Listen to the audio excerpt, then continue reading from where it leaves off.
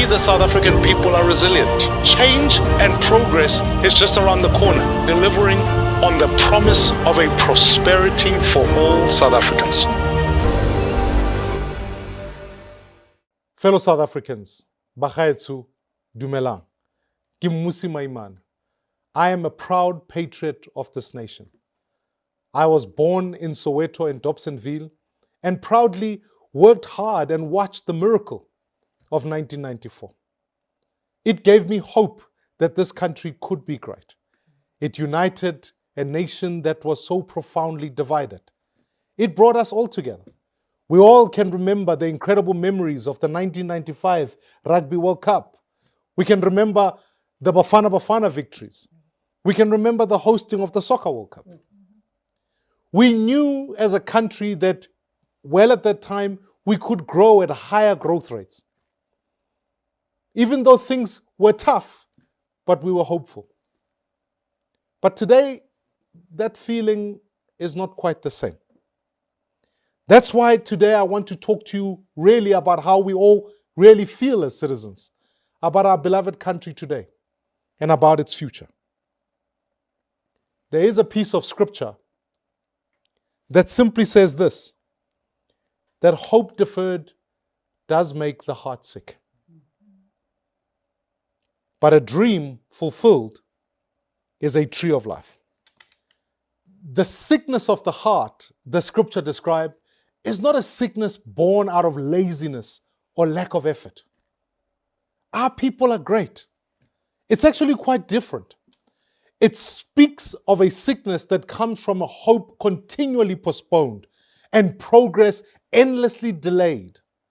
A sickness cultivated by leaders in government who have asked us to wait and wait while their own lives and the lives of their children are getting better and ours are getting poorer. Make no mistake. We, the South African people, are resilient. We work hard. We hustle. We sacrifice. But our hearts are sick because we've been strung along for far too long, led to believe that change and progress is just around the corner. And because we're good people, we're genuine people, we're hopeful people, I believe politicians and the political system has taken advantage of our people. Today, in all corners of our country, families are working harder yet getting poorer. Too many young people finish school only to join the ranks of the unemployed. And in fact, even more painfully, in our homes and in our streets, the sense of safety and stability that every human being deserves is slipping further away. Fellow South Africans, it is human nature to be hopeful. It is human nature to aspire to something better. We all work to want to see our children have a life better than the one we had, to believe that tomorrow will bring more than what yesterday was. This is the very essence of progress, of growth, of prosperity. And yet here in South Africa today, that aspiration has been abandoned by those in power. Others would argue that perhaps our greatest challenge is that we live in a nation without ambition, a nation that cannot tell us what a better tomorrow will look like. We live in a country where a State of the Nation address is simply a repetition of more of the same ideas, the same reordering, yet no consequence. The genuine feeling we all have is that instead of getting better, we're getting worse.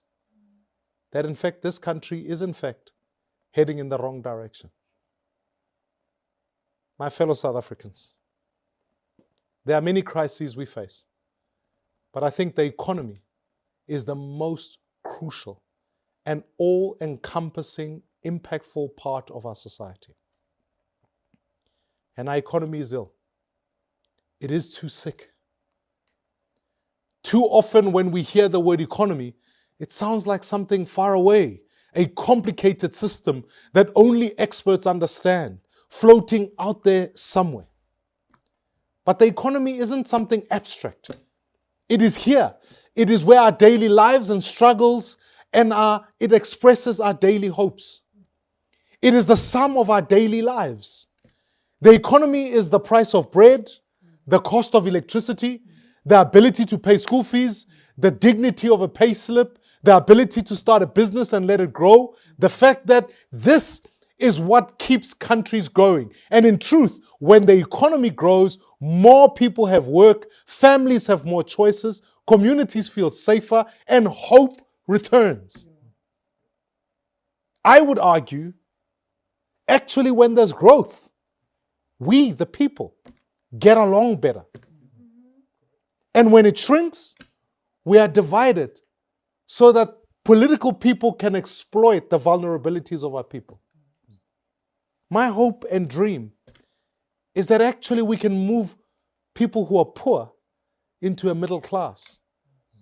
That's what economic progress looks like. Because actually, when it stagnates, when that economy stagnates, unemployment rises, people feel trapped, and actually our dreams begin to shrink. Progress and prosperity are built on the strength of the economy. It is the engine that powers every other part of our lives. It determines whether we can afford healthcare, whether our children get quality education, whether our neighborhoods feel safe. That is why fixing and growing the economy is the most urgent and only task we can be engaged with. I guess the question for any leader should always be, does this help heal the economy? Does this help make the economy better? Because if it doesn't, we shouldn't do it. While the global economy is expected to grow at 3% next year, South Africa is expected to grow at less than half that pace, only at 1.4%. Our average for 2025 has been an average of 0.1%, 0.6%. Our population is growing at a higher rate, meaning that in real terms, it means our economy is struggling to keep up with population growth, meaning that there are more people entering the ranks of the unemployed than those who are getting jobs. These are real consequences. It means fewer jobs, it means fewer opportunities, and an ever widening gap between the promise of our democracy and the daily reality of our people. It means more and more people end up being poor. I am pained daily when I hear of another story of a mother who has to boil leaves in order to feed their children. I am pained when I hear about the student who has to hustle and do things that are despicable in order just for that day to afford a meal. I am pained daily when I hear of yet another business shutting down, an SMME who has to lay off employees or shut down their business. It should be a national crisis when we read about certain sectors of our economy, whether it's the steel sector or any other sector, that is shedding jobs at rates of 3,000 and thousands of jobs. This must be the thing that wakes us all up. Because in truth, behind every percentage point of growth, behind every job created, are real people whose lives are either given possibility and hope, and behind every unemployed story, every job lost, are people who are left in desperation. This, fellow South Africans, is the struggle we face. Others would say we were able to achieve legislated freedom. But what we haven't been able to share and dream about is what does a governed freedom that delivers prosperity for all look like. So today, to fulfill our collective dream for South Africa, we need to get to work on fixing and growing the economy. And it is why today we need a bold, credible plan to turn our economy around. A plan rooted in growth, in dignity. A plan that acknowledges and the belief that every South African deserves a chance to prosper and that every South African has every right to participate in that economy and contribute to that economy. My fellow South Africans, today I'm excited to share with you BOSA's plan for prosperity. It is bold, it is practical, it is visionary. It aims to achieve 5% economic growth, which is a growth higher than population growth, and bring about value and prosperity to every South African. It is what I say is a hope that people who are poor can move towards the middle class. It is a hope that says rather than taxing people more, let's have more taxpayers. Because when you can pay tax, it means you are working and productive in this country. It is not just a pipe dream. It is a blueprint. It is a plan grounded in data, driven by evidence and inspired by global best practice. From Asia to Africa, from the Americas to our own continent, we're seeing economies that have been able to right themselves, show growth. We are the exception in some ways, and we need to show how we can bring about growth. Each pillar here today addresses a specific bottleneck, from reducing business red tape and plugging infrastructure gaps, to empowering entrepreneurs, reforming labor, investing in our people, ensuring that we can learn from international experience that shows that sustained 5% growth is achievable with the right mix of policies. With the right political will, the right team of people, and a technical focus, South Africa can turn this blueprint into tangible progress, creating jobs, raising income and living standards, and finally, delivering on the promise of a prosperity for all South Africans. So my people, fellow South Africans, I want to unpack a number of key things that we've got to do, with the safe assumption that ultimately you want leaders who are competent in the economy, running the economy. The first thing we've got to do is make it easy for people to do business. South Africa ranks 84th globally in terms of ease of doing business. We must aim at least to be in the top 50. Entrepreneurs should not be delayed by bureaucracy. These are easy things to fix in a digitized world. Our plan to address this is by digitizing company registration, ensuring automatic licensing, and modernizing customs so that businesses can thrive. Because in truth, our entrepreneurs are powerful. They're good people. They are diverse. All they want is an ability to be able to be registered easier, to digitize better, and to be able to participate in the economy. Let's make it possible. And ultimately, every regulation that makes this harder must be removed.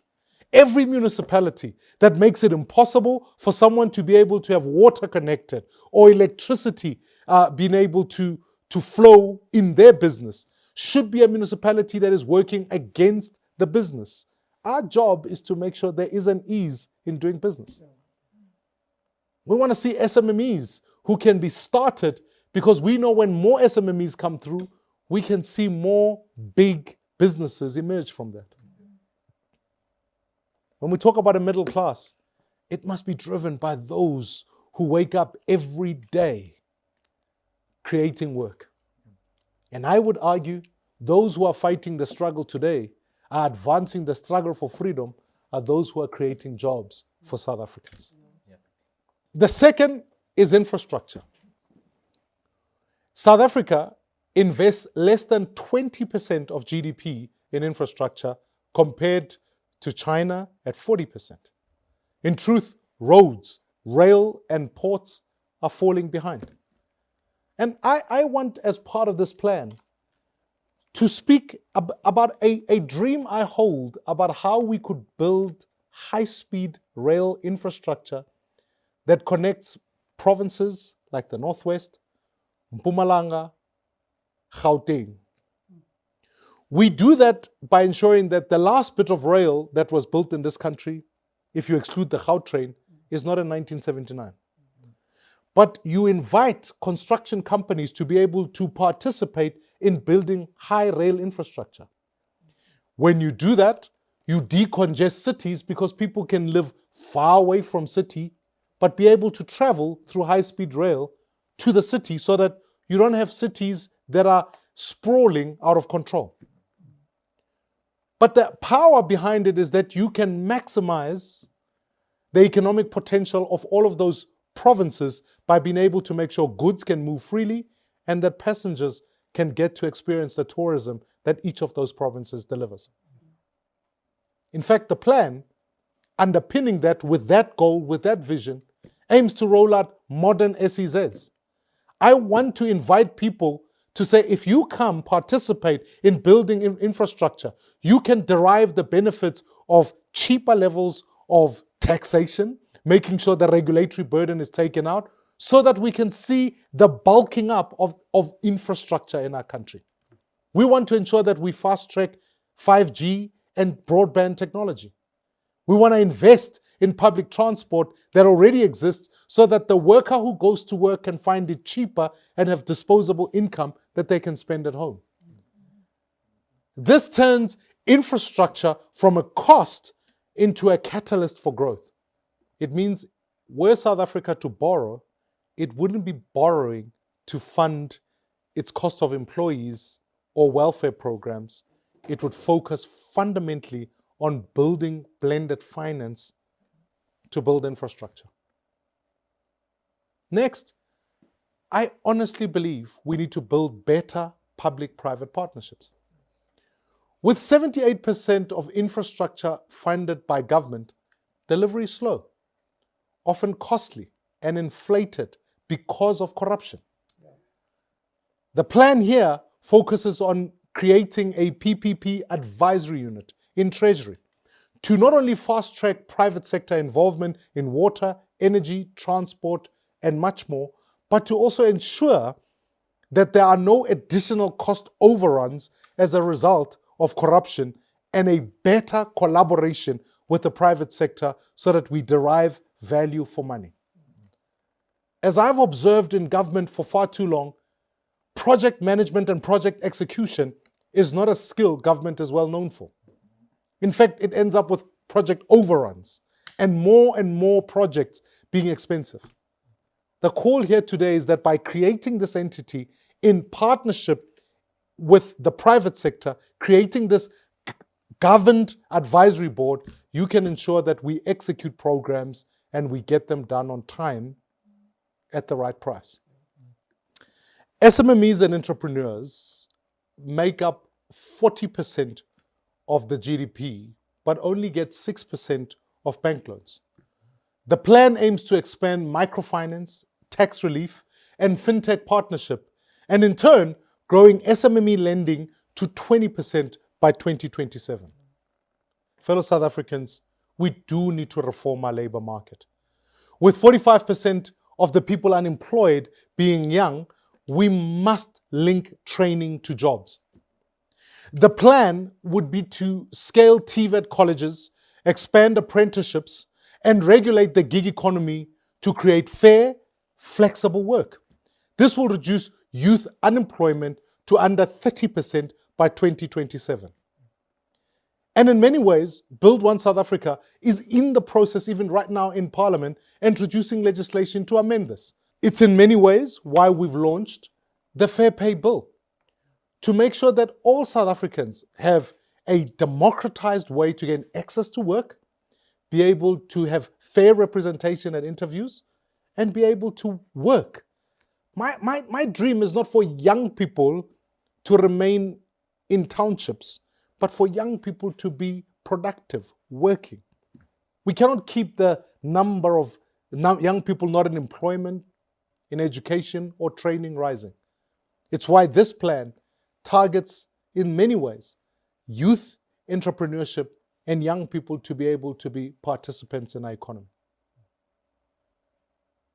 I believe South Africa has not been served by load shedding.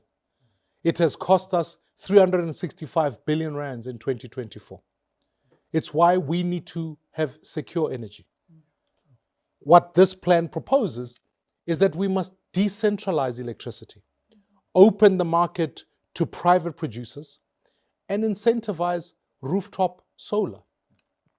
The target is 10 gigawatts of private generation and 0 days of load shedding by 2027.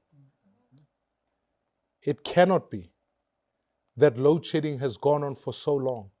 It speaks about a government that has no capability to solve its own problems. And therefore, we, the people, need to be able to take deliberate steps, deliberate action to make sure that no South African can be without energy, and that energy isn't disrupted or disruptive to our economy.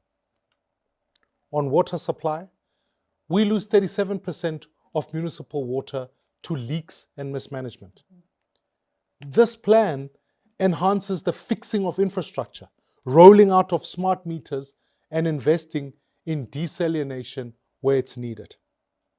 It will assist us to make sure that for the economy to grow and for businesses to thrive, they can rely on continuous supply of water.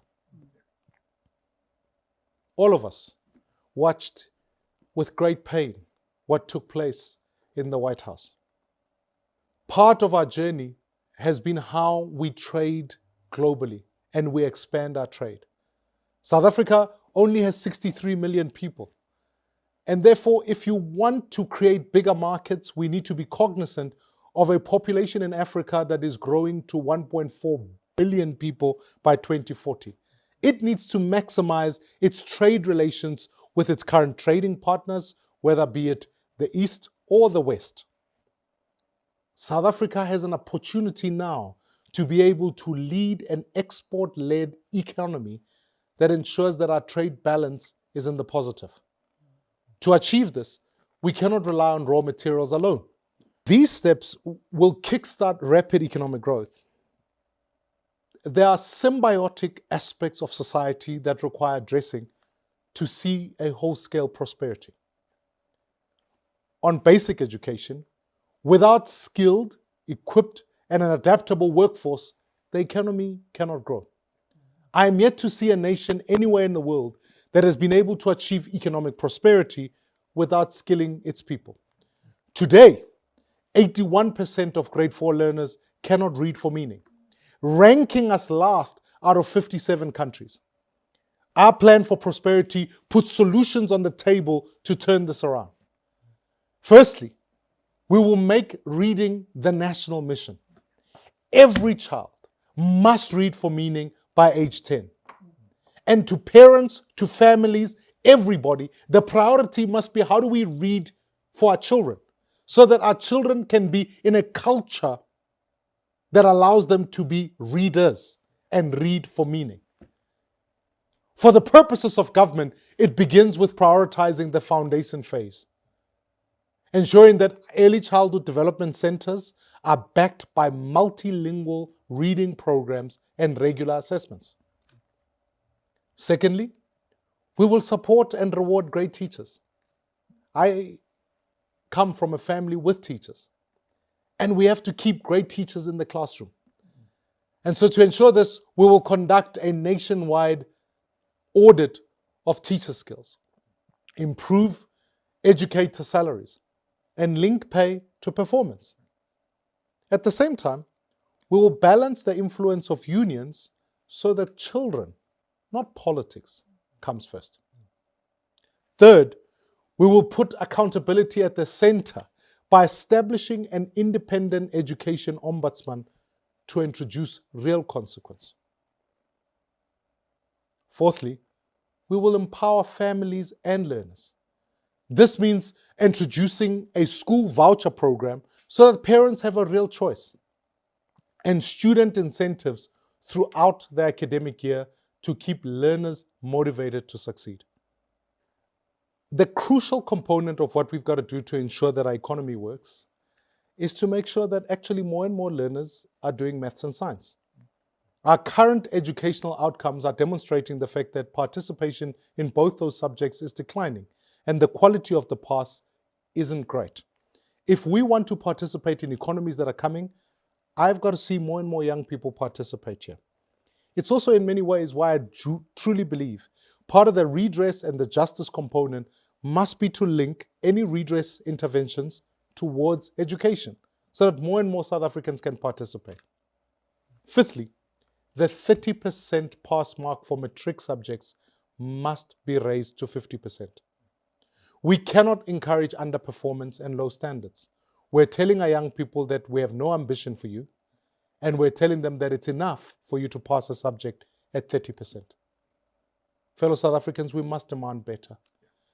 And finally, I truly believe that we must build the best infrastructure for our children. Let me say this to you.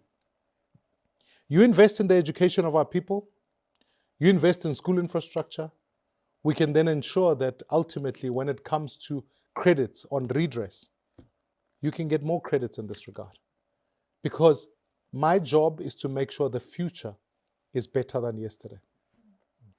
When we build infrastructure for our children, we can eradicate pit toilets, we can build safe classrooms, and we can have working labs and libraries and digital e-classrooms by 2027.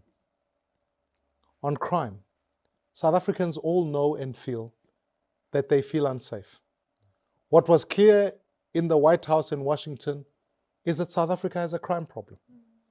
64 of our fellow South Africans are murdered daily. All of us live in fear. No businesses can grow in a country ridden with crime. Our plan for prosperity makes crime fighting a national mission. To achieve this, we genuinely believe by decentralizing policing, giving provinces and cities like Cape Town, like Johannesburg, like Gauteng, an opportunity to be able to respond faster and more effectively. The objective behind fighting crime is about ensuring that we target the top 200 criminals in the country and deploy as many resources to put those behind bars. We have to make sure that the leadership in the police is freed up to focusing on fighting crimes, not collaborating with politicians or ultimately ensuring that the institution of policing is failing. So by decentralizing policing, ensuring that we can aggregate metro police, national police, and private security, we can be far more effective at fighting crime. Not only will we increase visibility, we can make sure that our streets and our communities are safer so that businesses can work. I am a father of 3 kids. I want to make sure that they can walk around freely, that they are safe. I urge that we have to establish a specialized anti-gang task force that is backed by dedicated prosecutors and forensic experts to dismantle the networks driving violence. Technology in this regard is an ally. Smart cameras, license plate readers, and upgraded DNA and ballistic systems will turn information into justice. Because what we desperately know is that safety is primarily about people. That is why we will fund a National Victim Support Fund for trauma counseling and witness protection, reform our courts to fast-track violent criminal cases so that the conviction rate moves from 1 in 5 to much higher rates so that if you murder someone, you will end up behind bars. We do this by equally so training police in communities and ensuring that the same police can regain again the trust we need to see with citizens. Now, alongside these young people that are here, I want to assure them part of our fight against gender-based violence must be to ensure that the National Register for Sex Offenders becomes one that is open and transparent to the public. Our plan is to ensure that this is accessible. This will protect future victims from abuse. The one certainty about crime that we know is that those who commit a crime will keep doing so until they are convicted and put away.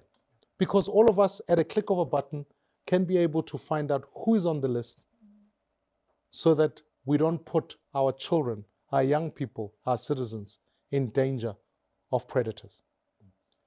The plan aims to halve South Africa's murder rate by 2030 and to raise convictions for serious crimes from just 15% today to 40 to 50%.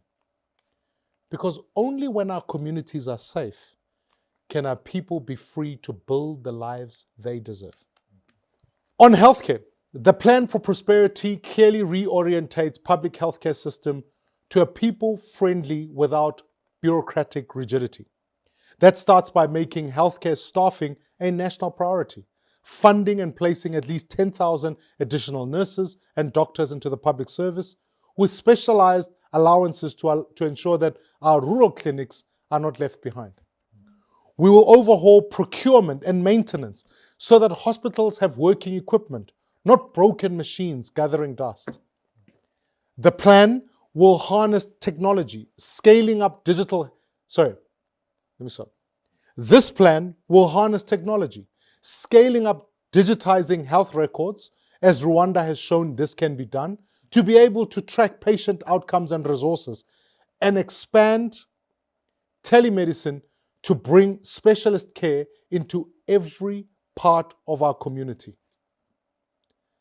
And because prevention is better than cure, we will launch a national campaign to manage HIV and TB more effectively and tackle rising non-communicable diseases that overburden and overload our hospitals. Sure, our targets are ambitious, but achievable. Facility compliance rates must be above 90%, halving maternal and neonatal deaths within 5 years, and moving closer to the WHO's standard of 1 doctor for every 1,000 patients. Not only are we focused on health, on crime, on education, on the ease of building an economy, South Africa must invest more in research and development. We must put a significant component of our GDP spend in searching out ideas for the future. Economies that are growing aren't just dealing with today's problems, they are advancing tomorrow's solutions. This must be what we fight and work towards. And so, as I bring this to a conclusion, I would argue these are not pie-in-the-sky ideas. These are grounded, costed, and tested in many countries. If they can do it, surely we can. We must be ambitious. We must be determined. But it will require a new kind of government. It will require us fixing our cities with a new government. One that has ethical, agile, and delivery-focused leaders. A government that understands economic growth as an enabler for justice.